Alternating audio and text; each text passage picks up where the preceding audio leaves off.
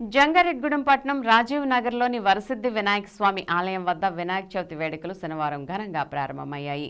పర్యావరణ హితాన్ని కోరుతూ ఆలయ కమిటీ సభ్యులు మట్టి వినాయక ప్రతిమను ఏర్పాటు చేసి సాంప్రదాయబద్ధంగా చవితి పూజలను జరిపారు. ఈ పూజల్లో భక్తులు పెద్ద సంఖ్యలో పాల్గొని స్వామివారిని దర్శించుకుని తీర్థ ప్రసాదాలు స్వీకరించారు. ఈ సందర్భంగా అర్చకులు బాలాజీ వినాయక శర్మ మాట్లాడుతూ సంస్కృతి సంప్రదాయాలతో పాటుగా పర్యావరణాన్ని కాపాడాల్సిన బాధ్యత ప్రతి ఒక్కరిపైన ఉందని అన్నారు.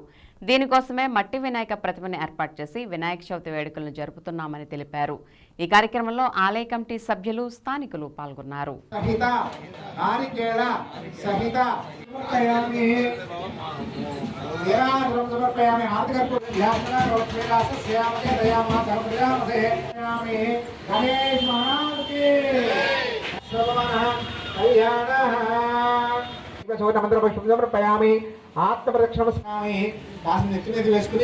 రాజీవ్ నగర్ తో సహా జంగారెడ్డిగూడెంలో ఉన్నటువంటి సమస్త ప్రజలందరికీ కూడా వినాయక చవితి శుభాకాంక్షలు.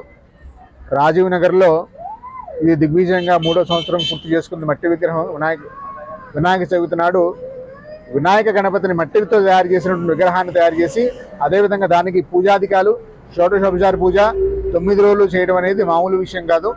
ఈ రాజీవ్ నగర్లో ఈ విధంగా 3వ సంవత్సరం దిగ్విజయంగా పూర్తి చేసుకుని వ్రతాలు చేయించుకుంటున్నాడు స్వామి.